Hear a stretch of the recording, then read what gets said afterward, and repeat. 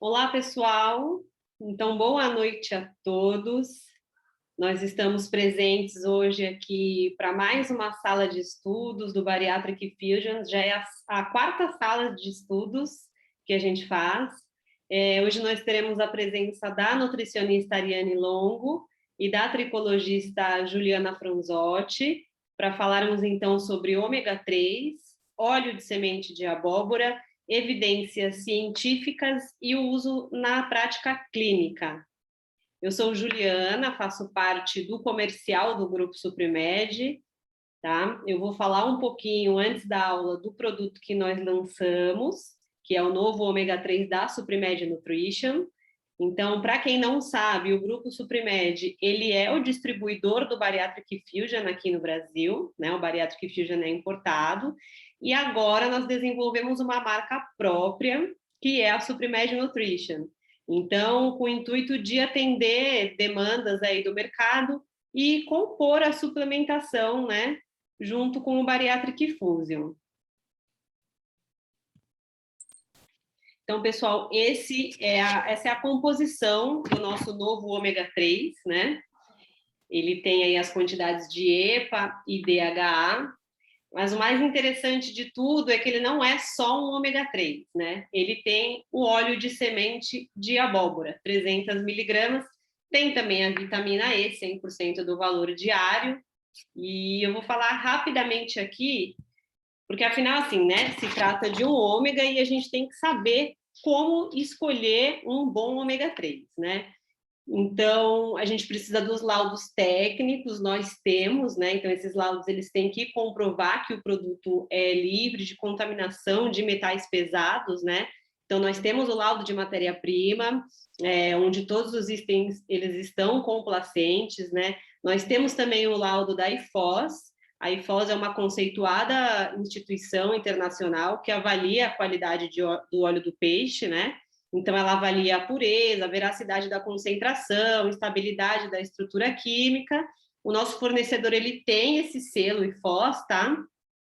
Como nós não somos fabricantes, no frasco não tem ali o desenho do selo, mas é um produto aprovado pela IFOS, inclusive esse laudo que está aqui, que eu coloquei para vocês, é o nosso laudo mesmo, tá bom? Então, bons ômegas 3, eles também têm que ter a vitamina E adicionada, né, em sua composição. Então, para evitar que o óleo seja degradado com facilidade, a gente tem a vitamina E. A proporção também está dentro do recomendado, né, que são ali três partes, na verdade, do EPA para duas do DHA. No quesito sensibilidade e retrogosto, nós já temos muitos pacientes usando e estamos muito felizes porque, inclusive, pacientes que não se adaptavam com boas marcas de ômega e que não estão sentindo retrogosto nem sensibilidade, estão indo super bem com esse nosso novo ômega. E as meninas vão falar melhor, mas a gente sabe que estudos eles relacionam aí os efeitos de um ômega com um ativo adicionado, potencializando, né, a sua absorção. Então, o óleo de semente de abóbora ele vem também para somar nessa composição do ômega, tá? Então, então assim, o nosso ômega ele se enquadra em todos os quesitos essenciais para um bom ômega. E o paciente vai encontrar, no mesmo 0800 que ele liga para comprar o Fusion, tá? Nós criamos um site novo, que é o esuprimed.com.br.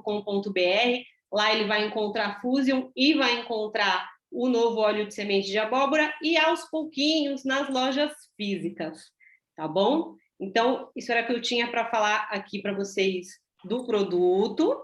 Agora, a Ariane já vai iniciar a aula. Ari, pode iniciar. Oi, gente, boa noite. Primeiro, quero agradecer a presença de todo mundo que se inscreveu, que está vendo ao vivo, que vai ver gravado. Então, obrigada por estarem com a gente. Agradecer ao Grupo Suprimed pela confiança, né, pelo convite. E a gente vai mencionar aqui um pouco da estrutura, da literatura e do que a gente tem de aplicação clínica, mas fiquem à vontade, tá? No final a gente vai abrir para tirar dúvidas e falar um pouco dessa parte prática mesmo, né? Bom, gente, então, a gente tem aí, no histórico do ômega 3, as pesquisas, as primeiras, né, elas partiram da década de 20, mas com mais afinco mesmo, com maior número de publicações e estudos mais significativos na década de 70, que foram os primeiros estudos que comprovaram a diferença do consumo de uma população que tinha o consumo alto em ômega 3, que é a população da Groenlândia, com outros países com relação à presença de doenças cardiovasculares. E aí, nos últimos 40 anos, né, da década de 80 para cá, a gente se faz a busca, né, no PubMed, por exemplo, a gente tem mais de 30 mil artigos científicos realizados nesses últimos 40 anos sobre os benefícios e as comprovações que a gente tem do ácido graxo ômega 3. Bom, então, só para relembrar na nossa mente um pouquinho da bioquímica, o ácido graxo ômega 3 ele é um ácido graxo polissaturado, só que essencial. Então, a gente não consegue fazê-lo no nosso organismo, não consegue sintetizá-lo, por isso ele tem que ser obtido através da alimentação. E a gente tem aí fontes principais de DHA e EPA, que são os ácidos graxos mais ativos do ômega 3, nos peixes de água fria.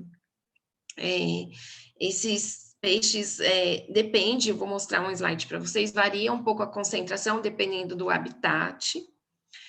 Também encontrado em algas marinhas, então tem um público vegano, né, que busca fonte em algas, existe também uma concentração menor, o processo de isolamento é um pouco mais complexo, mas é uma fonte também.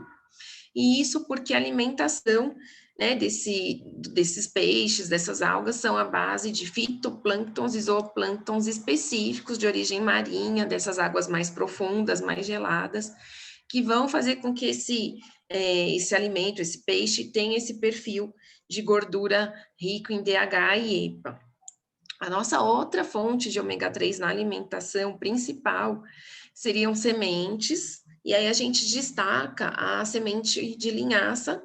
Então, o óleo da semente da linhaça é rico em ômega 3, só que é o ômega do ácido linolênico.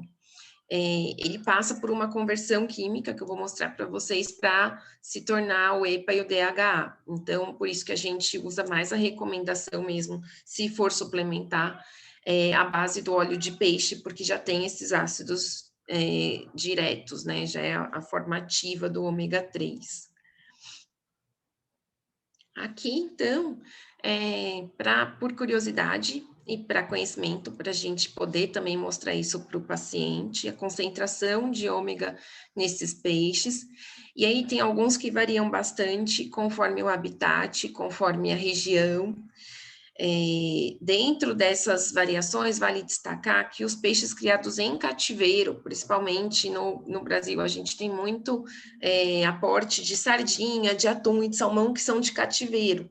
Então, vale destacar que nesse tipo de matéria-prima, a concentração vai ser bem menor, porque eles não vão estar no habitat natural, à base de fito e zooplânctons, então eles são alimentados com rações, são outros tipos de alimentação e de habitat, então muda a composição também da estrutura do peixe, tá? Então, aqui esse quadrinho é os que são pescados mesmo, em água marinha, e aí a gente tem uma fonte bem considerável, porém, na realidade, ainda mais brasileira, a gente muitas vezes não consegue ter esses volumes da concentração de ômega.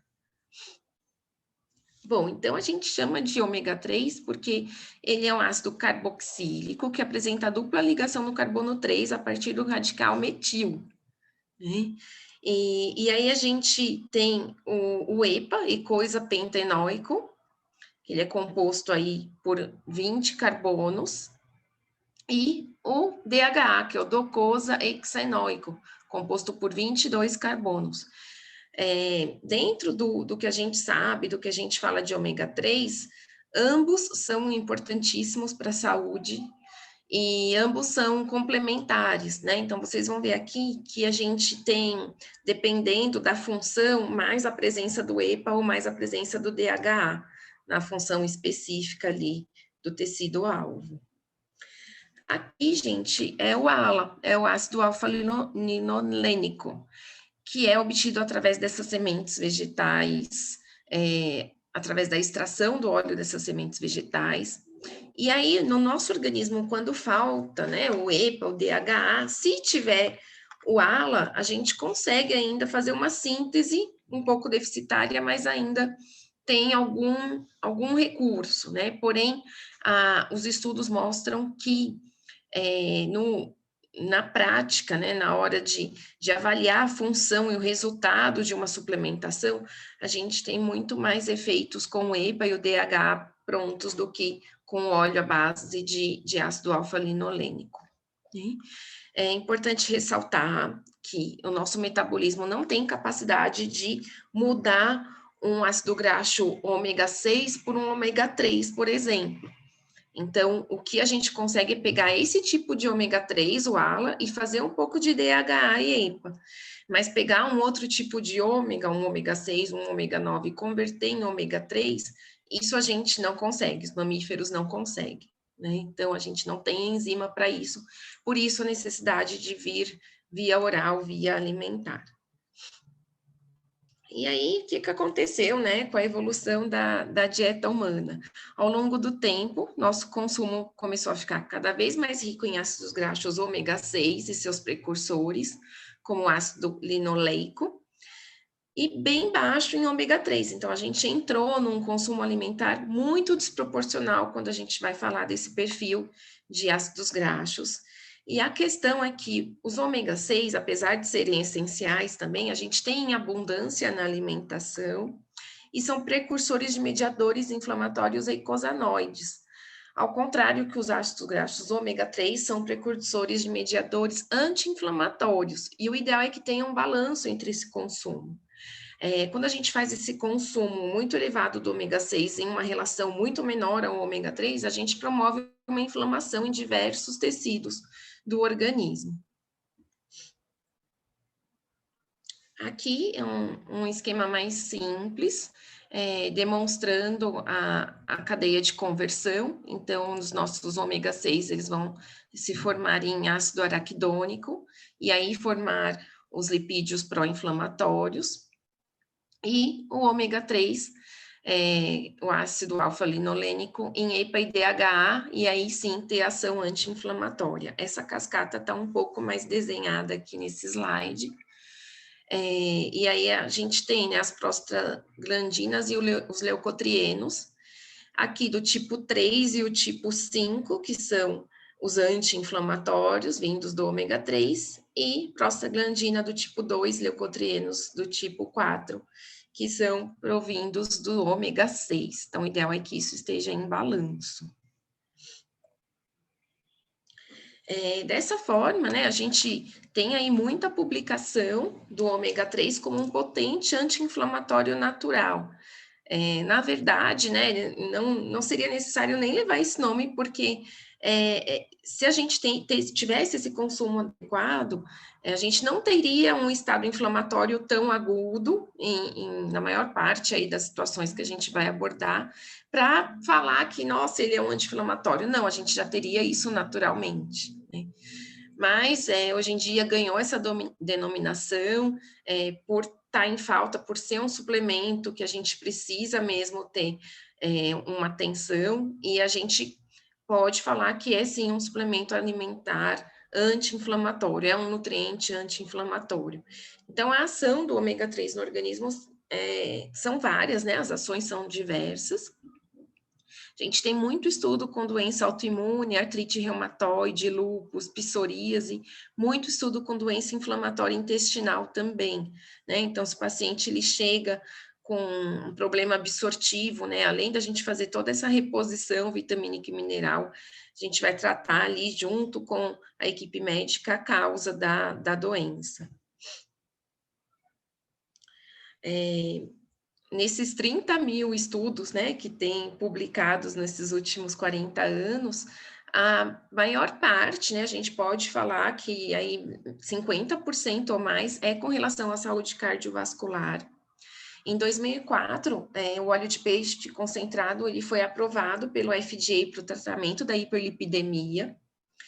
E desde então, né, foram surgindo mais e mais publicações comprovando essa modulação do perfil lipídico, de diminuição do triglicérides e do colesterol ruim, do LDL, e um leve aumento do HDL. Né? A gente sabe que o HDL precisa de todo um perfil alimentar para ele ter um aumento de atividade física, mas em estudos que não foi modificada a dieta, e que foi sem ter incentivo à atividade física e que foi só ministrado o EPA e o DH, já foi comprovado que ele também aumenta a fração HDL. Com relação, acho que a maior parte do público de quem está nos assistindo, né, obesos e metabólicos, a gente utiliza muito para diminuir a resistência à insulina, por diminuir essa inflamação. A gente tem estudos em que o ômega 3 aumenta os níveis de adiponectina, auxiliando nessa melhora da sensibilidade à insulina e diminuindo a gravidade da esteatose hepática nesses pacientes. Então, é um tipo de suplemento que, por exemplo, em um pré-operatório de cirurgia bariátrica ou num tratamento de um obeso mais moderado a grave, a gente tem o hábito de incluir na conduta. Função neurológica, são estudos que vieram das últimas 2 décadas, mas mais da última década, e estudos bem importantes, em que comprovaram aí, né, a quantidade de DH presente no sistema nervoso central, no tecido cerebral total, correspondente a aproximadamente 15%, principalmente na bainha de mielina, e a deficiência relacionada com perda de memória ou déficit de aprendizagem, mal de Alzheimer por causa da neuroinflamação, doença de Parkinson, depressão, porque essa baixa do DH, ela muda a transmissão entre os neurônios da serotonina e da dopamina, ela muda a neurotransmissão, ela dificulta essa neurotransmissão, e aí mesmo, de repente, um paciente que usa um medicamento para recaptação de serotonina, a gente consegue otimizar o quadro quando essa neurotransmissão é adequada, e o DH vai apresentar toda uma função neuroprotetora desse tecido neurológico. Saúde dos olhos, né? O DH, ele é uma das principais gorduras estruturais da nossa retina, e principalmente em idosos que apresentam a degeneração macular relacionada à idade, tem muita aplicação, e na verdade a gente recomenda o ômega por toda a vida do paciente, né? Não é só quando instala-se um quadro de alguma dessas disfunções que a gente está mencionando, mas a prevenção ela vai ser feita durante toda a vida, para quando ele chegar numa fase mais delicada, na terceira idade, ele já tem essa proteção maior. Mas eu falo para os pacientes que nunca é tarde, né? Sempre dá tempo de melhorar e de fazer as correções ideais.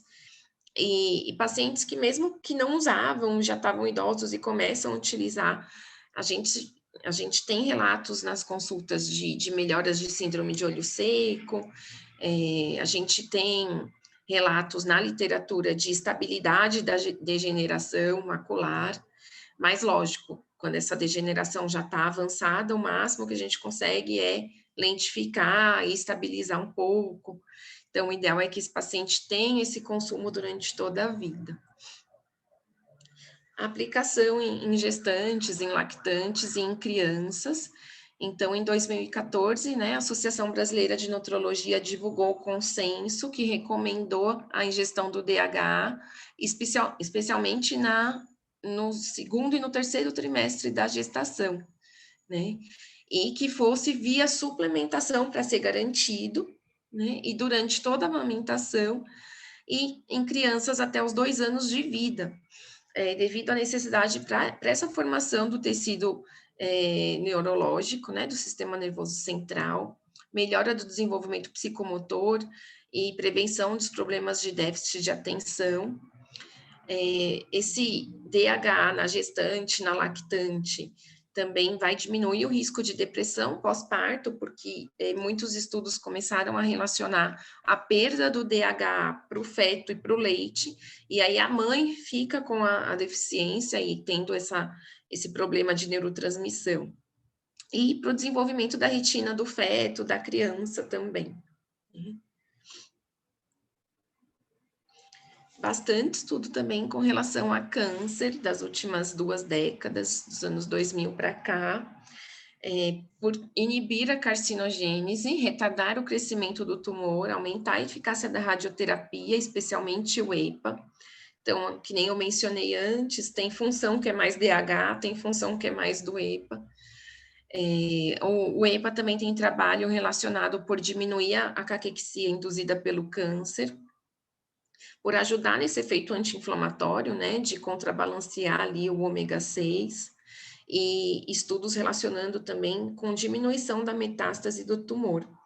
Com relação aos mecanismos de ação para inibir a carcinogênese, tem várias hipóteses e algumas já comprovadas. Então, supressão da biossíntese dos eicosanoides, derivados do ômega 6, do ácido araquidônico, a influência na atividade no fator de transcrição nuclear, via nutrigenômica, expressão gênica, é um nutriente que é bem estudado pela nutrigenômica, alteração no metabolismo do estrogênio, tem muito estudo com relação a câncer de mama, diminuição de radicais livres e das espécies reativas de oxigênio, né, dos eros, influência nos mecanismos envolvendo a resistência à insulina e a fluidez na camada hidrolipídica da membrana, nos fosfolipídios.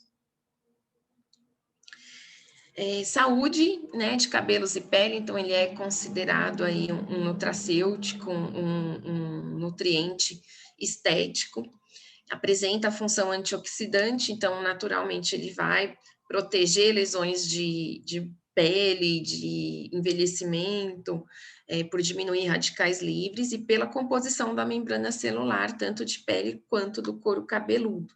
Essa parte a doutora Juliana vai abordar bastante para a gente. Então, aqui, só para resumir a aplicação e a necessidade do ômega em toda a fase de vida, né, do indivíduo, desde criança, fase adulta, idosos, gestação, em quadros de obesidade. Então, a indicação e a necessidade é grande. A proporção aí que a gente tem hoje na dieta, né, do indivíduo ocidental, né, do paciente, é de 20 partes de ômega 6 para uma de ômega 3, podendo ir até a 40, dependendo da qualidade dessa alimentação. O ideal perfeito seria 1 para 1, ou até estudos falam no máximo 3 partes de ômega 6 para uma de ômega 3, ainda o corpo consegue balancear essa proporção. Né? Então, a gente tem alimentação rica em óleos, fontes de ômega 6, tanto utilizados na culinária tradicional brasileira, quanto nos alimentos processados. Né? Então, todo alimento processado, industrializado, ele vai ter uma quantidade de ômega 6 grande. Se fosse só o feito em casa, né, só a comida feita em casa com um pouco daquele óleo rico em ômega 6 ainda não seria tão grave quanto os alimentos processados. E o que a gente faz aí na nutrição com relação a isso é tentar equilibrar, corrigir toda, né, a parte dietética e atingir essa proporção ideal via suplementação. O consumo, né, de ômega 3, DHA e EPA é baixo e de ácido alfa-linolênico também, né, nosso consumo de sementes também é baixo. A recomendação utilizada no Brasil, pelo Ministério da Saúde, é de 2 a 5 porções de peixe por semana. Lembrando que já é uma recomendação pequena, se a gente for pensar em equilíbrio de ômega 6 para ômega 3. e que esses peixes não são ricos em ômega 3, né? Então, já não tem como a gente atingir o que precisa nisso. E a necessidade aí da suplementação, devido a todos os benefícios e comprovações que a gente já mencionou. Falando um pouco, né, do óleo de semente de abóbora, é importante salientar, né, que esse óleo, todo óleo que for suplementado tem que ter uma prensagem a frio para conservar todos os nutrientes e diminuir o risco de desestabilização desse óleo. O principal mecanismo que a gente tem mais pesquisa do óleo de semente de abóbora é com relação à inibição da enzima 5-alfa-redutase, que converte a testosterona em dihidrotestosterona. Isso a gente tem aí como, acho que o nutriente-chefe que faz essa redução, existem outros, né, outros fitoterápicos, mas quando a gente vai falar de nutriente, é um óleo que se destaca, e a gente sabe que a 5-alfa-redutase, a conversão, né, em DHT da testosterona, ela vai gerar efeitos mais inflamatórios, efeitos mais nocivos, principalmente à saúde do homem, à saúde capilar, à saúde urinária, e a inibição da 5-alfa-redutase vai apresentar efeito anti-inflamatório e aumento na capacidade de eliminar radicais livres. É um nutriente bem indicado em casos de perda capilar, principalmente quando essa perda é relacionada à alopecia androgenética, porque vai ter relação com essa dihidrotestosterona. É um nutriente que, quando aplicado nesse paciente, ele vai estimular o crescimento, aumentar o volume, espessura dessa haste capilar, e toda a potente ação antioxidante e anti-inflamatória desse óleo, que a gente, aí em sinergia com o ômega 3, consegue potencializar toda essa ação. É muito indicado em pacientes que têm hiperplasia prostática, é um nutriente importante para a saúde urinária, é um antiparasitário natural. Alguns estudos já surgindo ação em diabetes e modulação de níveis de colesterol pelo próprio perfil de ácidos graxos desse óleo. Também relacionando aí a saúde de pele, não só de cabelo, né? Então, ele tem alto índice do ácido palmítico, esteárico, linoleico e oleico, que ajuda a regeneração natural dos tecidos cutâneos, é rico em compostos antioxidantes, então é um nutracêutico bem importante. As recomendações, gente, pela OMS, a recomendação de EPA e DHA seria de 300 a 500 miligramas por dia, sendo que 200 miligramas tem que ser vindos do DHA. A concentração de suplementos varia muito, né, de EPA e de DHA, então é sempre importante a gente estar atenta ao rótulo, orientar o paciente a não fazer suplementação por conta, nem substituir a prescrição por conta, sem questionar, sem perguntar, porque a gente tem inúmeros tipos de concentrações. A concentração para o óleo de semente de abóbora, os estudos demonstram os efeitos a partir de 200 miligramas diário. Bom, gente, agora eu vou finalizar aqui, vou abrir para a doutora Juliana entrar com a parte da tricologia. Lembrando que ao final a gente está à disposição para as dúvidas, e aqui meu e-mail, meu Insta, para quem depois quiser compartilhar, ter algum documento, algum material também para perguntar, para mandar, à tua disposição. Obrigada, Ari. A gente tem já algumas perguntinhas aqui, mas aí a gente deixa então tudo para o final, tá? Porque aí pode ser que surjam dúvidas da parte da Ju também, aí a gente responde ao final. Ju, boa noite, seja bem-vinda e pode iniciar. Boa noite a todos, vou compartilhar a tela então. É sempre um prazer falar sobre tricologia, ainda mais num grupo que preza bastante qualidade científica, que é o Grupo Suprimed. Vocês estão visualizando a minha tela? Sim, Ju, tá certinho. Sim, tá ok. Então, eu tenho, né, assim, e tenho o privilégio de dar continuidade na minha apresentação, logo após a belíssima apresentação da doutora Eliane, que já vai facilitar muito a compreensão acerca da parte da tricologia, né? E algumas pessoas podem estar até se perguntando o porquê, né, da tricologia nesse momento.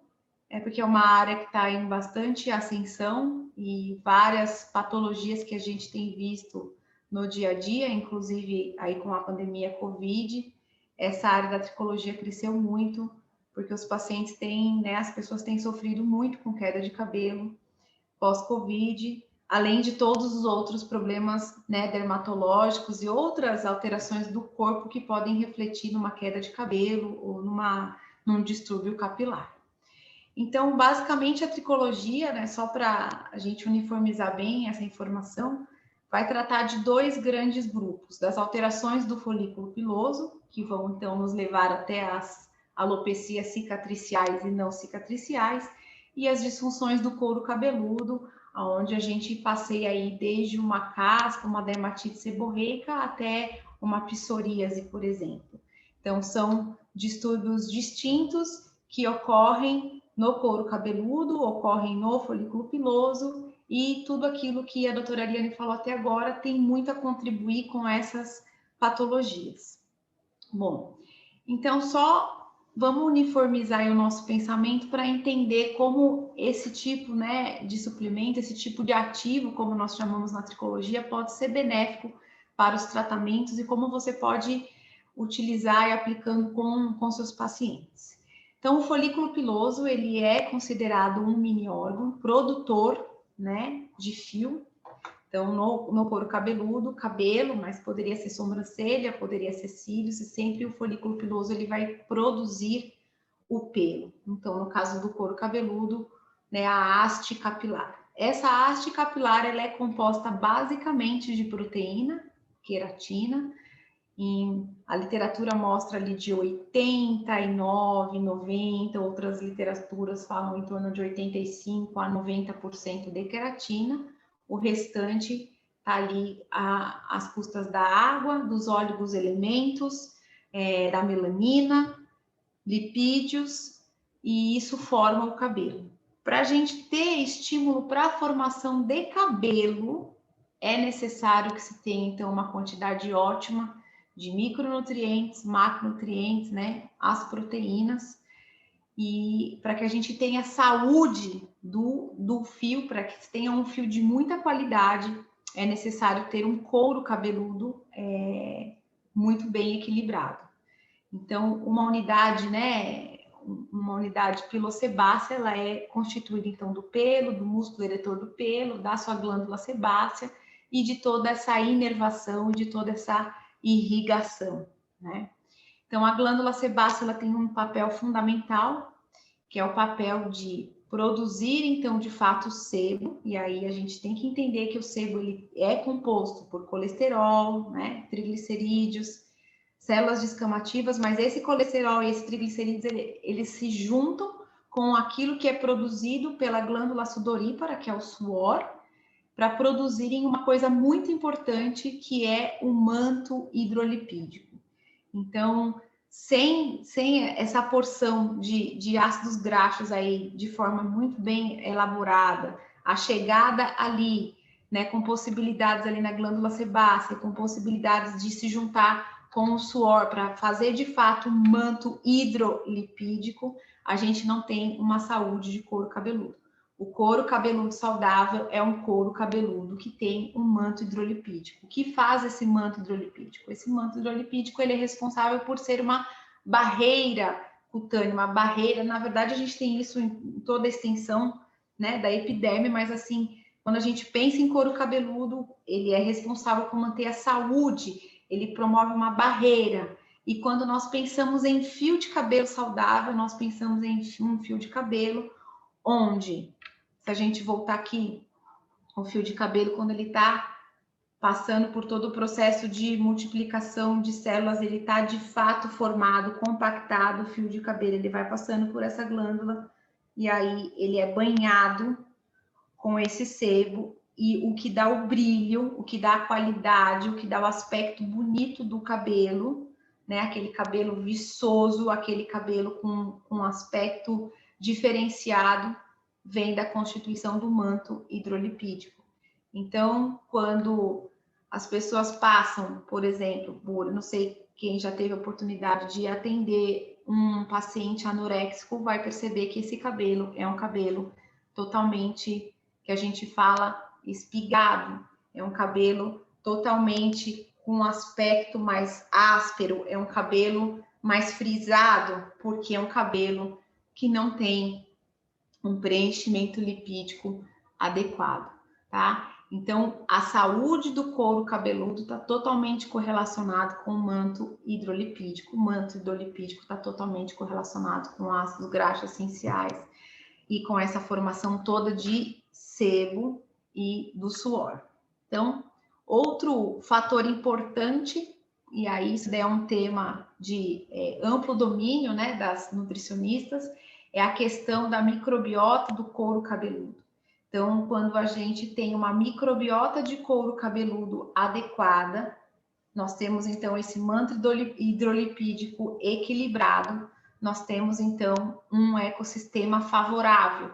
Então, essa coisa toda favorável é que vai dar a qualidade do fio do cabelo. As pessoas, elas confundem um pouco velocidade de crescimento ou ciclo normal de crescimento do cabelo com qualidade do fio de cabelo. Então, quando eu penso em polivitamínicos, quando eu penso em ativos para construção, para ter massa, para ter cabelo, eu estou falando da qualidade do fio.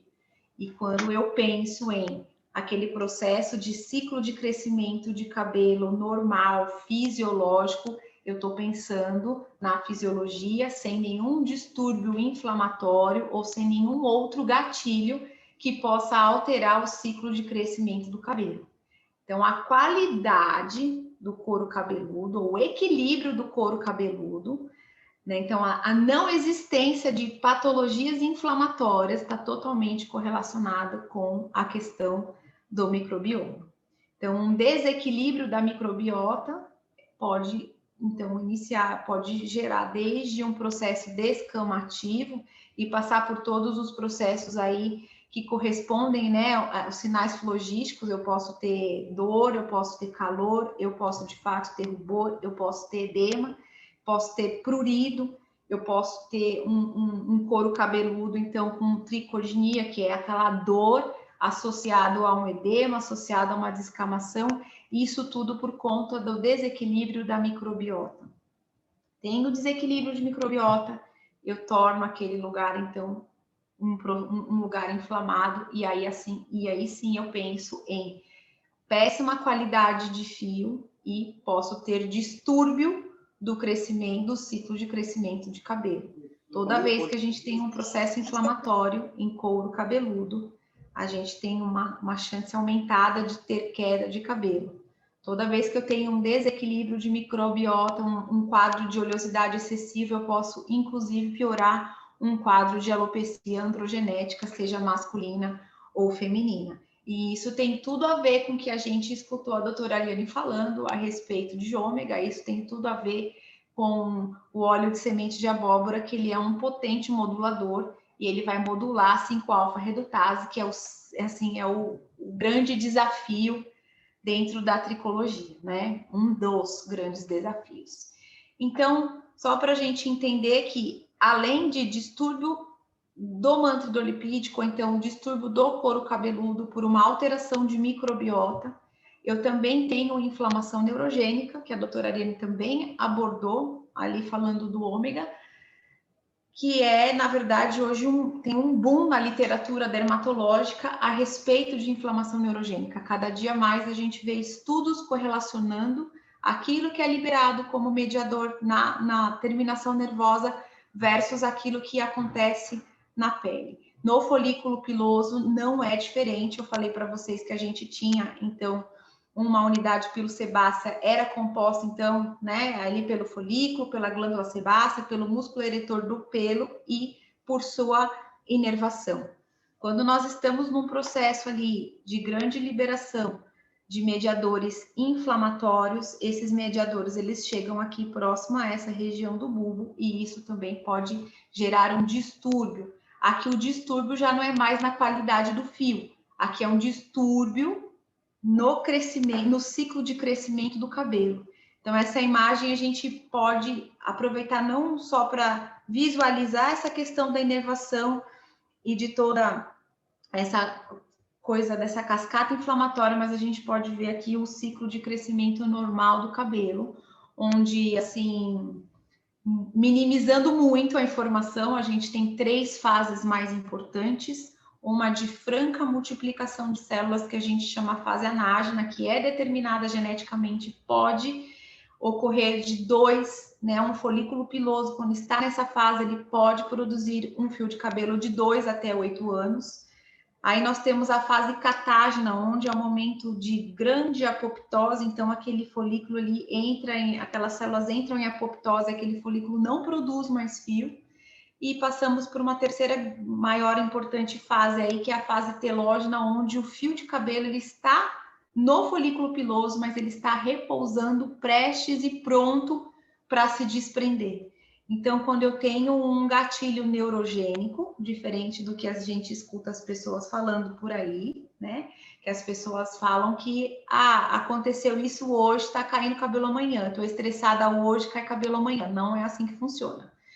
Vai acontecer um estresse, esse folículo piloso, ele vai, entre aspas, ser impregnado por esse estresse, por todos os mediadores, por exemplo, de uma cascata ali do cortisol, daquela alteração do eixo hipotalâmico hipofisário suprarrenal, onde você tem a estimulação e síntese de hormônios esteroides, principalmente colesterol, né, que vai ali gerar nós vamos ter ali o cortisol nas alturas, logo eu tenho a alteração desse ciclo de crescimento do cabelo. Então, nós falamos de inflamação de couro cabeludo, destruição de microbioma, alteração do manto hidrolipídico, e agora eu estou falando sobre uma outra coisa, que é a inflamação neurogênica, que vai alterar esse ciclo normal. Então, só para exemplificar um pouco mais, por exemplo, o indivíduo faz cirurgia bariátrica hoje, ou então ele tem Covid hoje, ou então ele tem um desequilíbrio emocional muito importante e vai ter essa inflamação neurogênica por conta da liberação desses mediadores, o cabelo não vai cair amanhã, né? O cabelo ele vai ter que ser deslocado porque 80% de todos os nossos folículos que trabalham em mosaico nessas fases estão na fase anágena, 2% na fase catágena e de 18% a 20% a literatura aponta na catágena. Quando eu tenho um estímulo neurogênico aqui, eu diminuo a porcentagem dessa fase anágena de folículos em fase anágena para 40%, mas de 40% a 60%, e essa fase que correspondia a 18%, 20%, ela praticamente dobra. Então, eu abaixo aqui de 80% para 60% e aumento aqui de 20% para 40%, 50%. Por isso que cai fio de cabelo, né?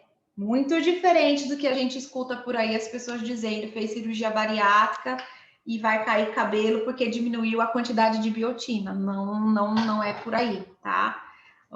Conceitos bariátricos são diferentes, mas existe esse processo todo, né? Essa desorganização toda de um ciclo fisiológico de crescimento de cabelo, que se traduz em eflúvio telógeno, que a doutora Ariane também abordou na aula dela, que nada mais é do que uma desordem desse ciclo que eu mostrei para vocês. O eflúvio telógeno ele tem 1000 gatilhos diferentes, desde hipotiroidismo, deficiência de ferro, ferritina, deficiência de vitamina B, estresse físico, por exemplo, quantidade excessiva de atividade física, pode ser um estresse psicológico, pode ser a retirada de um anticoncepcional, pode ser a Covid.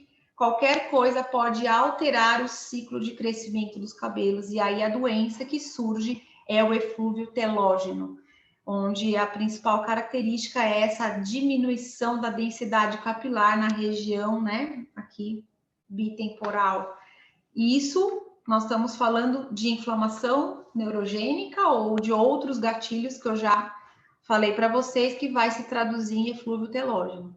aqui seria um caso muito, assim, potencial para a utilização da associação, por exemplo, do ômega com vitamina E com óleo de semente de abóbora.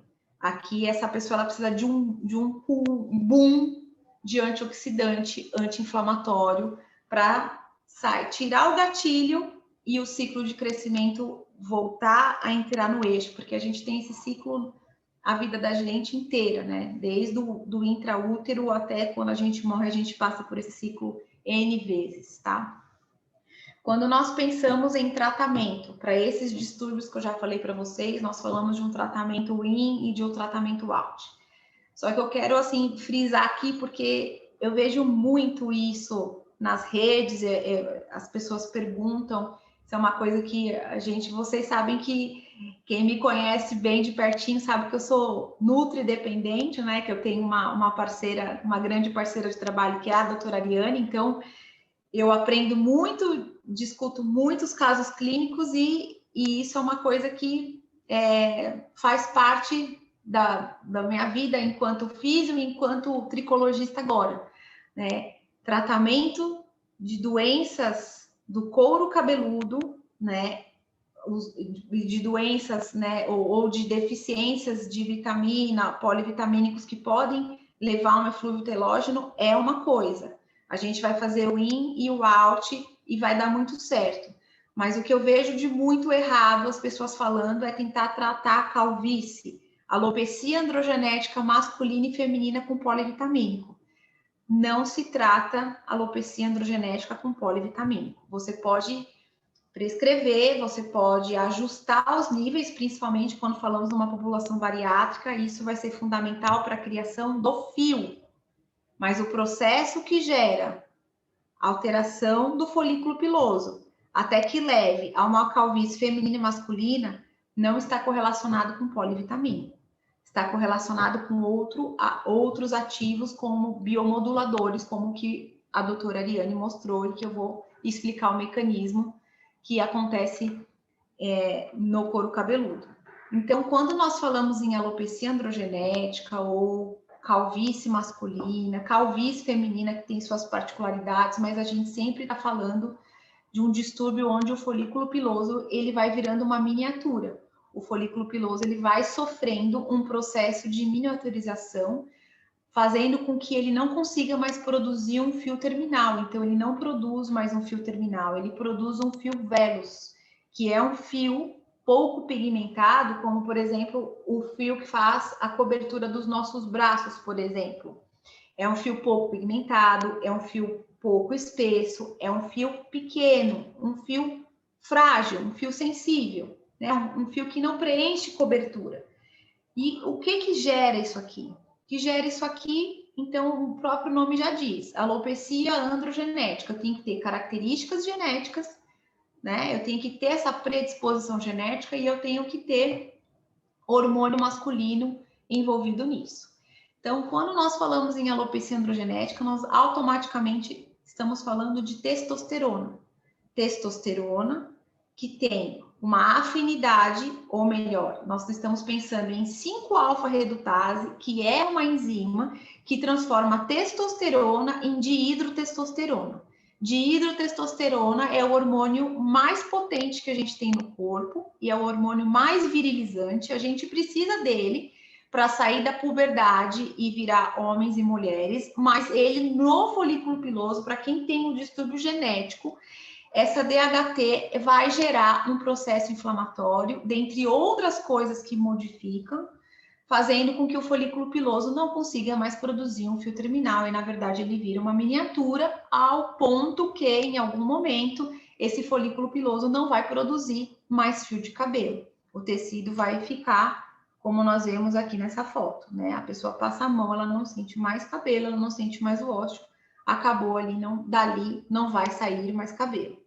Então, a alopecia androgenética é totalmente correlacionado com a ação da 5-alfa-redutase, que é uma enzima que transforma testosterona em dihidrotestosterona. Todos os tratamentos de alopecia androgenética, seja feminina ou masculina, um dos objetivos é modular essa enzima, porque quando você modula essa enzima e impede essa conversão de testosterona em DHT, você consegue frear, estabilizar um processo que a gente já sabe que é crônico e degenerativo e vai acontecer se você não fizer nada, a calvície ela vai se instalar. A alopecia de padrão feminino tem uma distribuição diferente do que a masculina, né? O homem começa com as entradas e, né, aqui no vértice você começa a observar a ausência de pelo, de cabelos. A mulher, a gente começa a observar um alargamento da midline, que seria essa linha aqui. Ela vai se alargando, a mulher não vê o cabelo caindo. Na verdade, a mulher se olha no espelho quando sai do banho, por exemplo, lavou o cabelo e consegue enxergar o couro cabeludo por entre os fios. Esse é o principal sintoma de alopecia de padrão feminino. A alopecia de padrão feminino tem outras coisas que podem estar em jogo. Às vezes a mulher tem a testosterona no nível adequado, todos os exames estão ok, mas ela está miniaturizando e está apresentando essa rarefação aqui no topo da cabeça. Mulher, né, a gente também converte, né, nos sítios receptores androgênicos, a gente converte também testosterona em DHT. Então, a mulher também, ela vai ter que sempre fazer uma modulação de 5-alfa-redutase. E o remédio que é mais utilizado para isso é finasterida. Nós não vamos discutir prós e contras, não vamos discutir isso, nós vamos dizer que o óleo de semente de abóbora, ele é um finasterida-like, que nós chamamos, porque ele exerce esse papel. Ele vem aqui e faz muito bem, de uma forma sem efeitos colaterais, com contribuições que vocês viram em outras regiões. Ele vai contribuir, porque ele vai modular de uma forma que a testosterona não seja transformada em DHT. Se eu não tenho transformação de testosterona em DHT, eu consigo estabilizar o quadro de calvície, seja masculina ou seja feminina. Então, óleo de semente de abóbora, ele é um importante biomodulador. Ele é um modulador de 5-alfa-redutase e ele tem tudo que a gente precisa. Ele é antioxidante, ele é anti-inflamatório e ele consegue modular essa 5-alfa-redutase, que é o grande fantasma para quem tem calvície. Aqui a gente tem um estudo, Shaw e colaboradores, em 2014, fez um estudo com 400 miligramas de óleo de semente de abóbora, 24 semanas, e observou essa evolução que vocês estão vendo aí na tela, tá? Tratamento capilar não é uma coisa que acontece de uma hora para outra e resultado rápido. Lembrando que o fio de cabelo, na melhor das hipóteses, ele vai crescer 1 centímetro por mês, né? Na melhor das hipóteses, né? Quando o ciclo está todo organizado, está tudo ok, vai nascer 1 centímetro. E tratamento capilar é longo, né? E aqui foi feito monoterapia, óleo de semente de abóbora. Aqui a gente não teve laser de baixa intensidade, a gente não teve minoxidil, aqui a gente teve o ativo óleo de semente de abóbora. Então, é um resultado que em 2014 levantou os olhos aí da comunidade científica.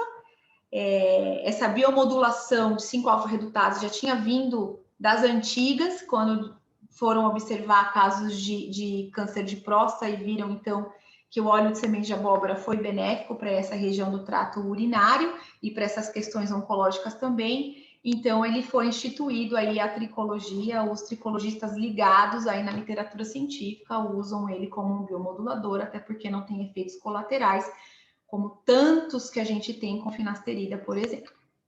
Então, quando a gente pensa em cabelo, quando a gente pensa em saúde de couro cabeludo, quando a gente pensa em um ciclo de crescimento do cabelo de uma forma ok, a gente sempre vai ter que tirar o fator inflamatório. Tirar o fator inflamatório e reconstruir a microbiota do couro cabeludo é o nosso grande objetivo, é o nosso grande desejo. Então, nós usamos essa parte IN, né? A soma dos polivitamínicos com esses ativos versus aquilo que a gente pode fazer na tricologia, que são aí seria outro foco de outra aula, mas aí a gente tem muitos inúmeros equipamentos que já foram validados na literatura científica para a gente fazer esse IN e esse OUT. Então, a mensagem, né, que eu gostaria de entregar para vocês é que não necessariamente a gente sempre tem que correr atrás daquilo que tem mais efeitos colaterais. A gente tem fontes naturais, como aquilo que foi apresentado aqui, fontes, né, que tem múltiplos focos de ação, e para o couro cabeludo e para o cabelo é aquilo que é fundamental.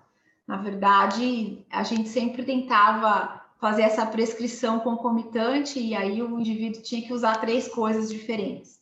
Esse suplemento veio para agregar e auxiliar aqui nós como, né, possíveis prescritores desses ativos. Então, era isso que eu gostaria de compartilhar com vocês. Eu acho que eu não coloquei um último slide não coloquei com o meu Instagram, mas é Juliana Franzotti, _tricologia, através da Suprimed, através do Grupo Fusion, através da doutora Ariane também, vocês chegam até mim, que a gente sempre está juntos aí nos projetos. E se vocês tiverem dúvida, quiserem perguntar alguma coisa, eu estou à disposição, Ju, e aí você pode abrir para as perguntas. Sim, na verdade foi feita uma pergunta, mas você acabou respondendo na própria aula, e daí a pessoa até disse aqui, acabou de responder, então a mensagem foi passada. Gente, vocês têm mais alguma dúvida? É o momento de perguntar aqui para a Ju. Excelente apresentação, o pessoal gostou bastante. Ju, você estava com horário, acho que para uma paciente, né? Sim. A paciente das 21. Fica à vontade, a gente tem algumas perguntas para a Ariane, e aí a gente responde aqui, mas pode ficar à vontade se você tiver. Então, eu vou... Obrigada. Okay. Eu que agradeço, Ju, muito obrigada pelo convite, agradeço aí ao Grupo Suprimed por essa oportunidade. Ari, mais uma vez, obrigada por toda a contribuição. A gente sempre aprende assistindo suas aulas, é sempre incrível. E, gente, eu estou à disposição, se vocês quiserem fazer contato, é só chamar que a gente vai se falando, tá bom? Eu vou me desconectar, então. Um grande abraço, muito obrigada pela presença de todos. Obrigada, Ju. Gente, a gente agora tem umas perguntinhas aqui para a Ari, então. Ari, vamos responder? Vamos lá, sim. Gostaria de saber se já por 100% do IDR de vitamina E, que é antioxidante, se então ele poderia ser recomendado para o período de rádio, quimioterapia ou não, se tem algum problema. Sim, a gente tinha muito essa discussão até os anos 2000, 2010, na área, né, de nutrição, sobre a reposição de antioxidantes durante o tratamento de químio, de rádio. Né? E aí, depois que a gente teve a publicação do consenso da ESPEN, da Sociedade Europeia de Nutrição Enteral e Parenteral, foi um guideline de 2016, em que, né, com levantamento de estudos e dentro de um consenso de especialistas, chegaram à conclusão de que se a suplementação for até 100%, né, a ingesta total do dia for até 100% das recomendações diárias, é liberado, sim, a ingestão, porém, né, a nutricionista que trabalha com oncologia, a gente sempre vai tomar um cuidado em combinar essa dosagem, talvez um pouco menor do suplemento, com o que tem de vitamina E na dieta, como os suplementos, geralmente, que tem ômega, tem a vitamina E, mas não é em uma cápsula só, né? Por exemplo, de vocês é dividido em 3, a gente consegue modular essa quantidade. E aí, nesse consenso de 2016, ele passou aí uma segurança para o profissional tá trabalhando, sim, com até esse nível de antioxidante. E alguns dos estudos que falam do ômega para o câncer, eles comentam, sim, que o benefício, né, da reposição, ele é muito grande, mas a gente sempre vai fazer o balanceamento, que é junto com a dieta. Então, dá para a gente modular essa suplementação, se necessária. Respondido, então. A outra perguntinha, se altas doses são essenciais, falando em ômega, né? E se existe algum limite de absorção? Assim, altas doses, a gente falaria em altas doses quando é acima da recomendação, né? Acima da recomendação, primeiro que não teria necessidade, né? Que a gente ultrapassa ali a razão de 1:1, de ômega 6 para ômega 3.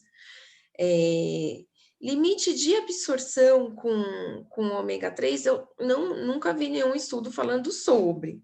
O que a gente tem falando assim é excesso. Se tiver excesso de ômega 3, tem pouquíssimas publicações, mais antigas até, falando de excesso, mas com relação a pacientes que se suplementavam 4 gramas de ômega 3 por dia, doses assim que são aquém das recomendações. Né? E aí a gente tem publicação falando de aumentar sangramento, porque ele diminui muito a agregação plaquetária, e a gente entra naquele desbalanceamento de ter mais ômega 3 do que ômega 6. Só que isso, como é muito raro, né, acontecer, usualmente é só se um paciente fizer uma autossuplementação muito exacerbada, a gente praticamente não tem isso relatado em literatura. São poucos os relatos, e para ter esse desbalanceamento favorável ao ômega 3, né, ter muito mais ômega 3 é muito difícil. É só uma autossuplementação muito mal feita mesmo. Então, é bem, bem incomum. Tá certo. Pessoal, vocês têm mais alguma pergunta para a nutricionista Ariane? A gente tem aqui ainda... na verdade, a gente já está estourando aí. Já estamos nas perguntas. Mas se vocês tiverem mais uma perguntinha, ainda dá tempo, né, Ari, de responder. Sim. Enquanto ninguém escreve, eu quero agradecer a todas que estiveram com a gente. A Mariana, a Denise. A gente se sente muito honrada de estar compartilhando conhecimento aqui e de poder trocar experiência aqui, né? Acho que é muito importante. Eu acho que é uma empresa que ajuda muito a gente a ter esse suporte. Quero parabenizar o Suprimed. Eu me sinto muito acolhida desde sempre, então sou suspeita. Agradecemos o tempo de vocês também. A gente sabe, muitas pessoas estão me mandando mensagem agora dizendo: eu não consegui entrar, eu estou com um paciente ainda. A gente sabe que a gente está nessa fase também de equilíbrio do online. Muita coisa acontecendo, mas a aula vai ficar gravada, então essas pessoas vão ter a oportunidade de assistir. E só tenho a agradecer também a todos que estiveram aqui conosco hoje, a Ariane, por mais uma vez, a gente poder aprender com ela. Tá bom? Muito obrigada a todos. E se vocês tiverem dúvidas sobre o produto também, estamos à disposição. É importante falar que no Brasil, hoje, é o único suplemento de ômega 3 com a adição do óleo de semente de abóbora, tá? A gente trouxe como uma solução mesmo por não ter ainda, né? E o paciente ter que ficar ali suplementando com a semente à parte, né? Então, é muito interessante pensar que agora esse produto está pronto e qualquer dúvida nós estamos à disposição. Tá bom? Obrigada a todos e até a próxima. Obrigada, gente. Até mais. Tchau, tchau.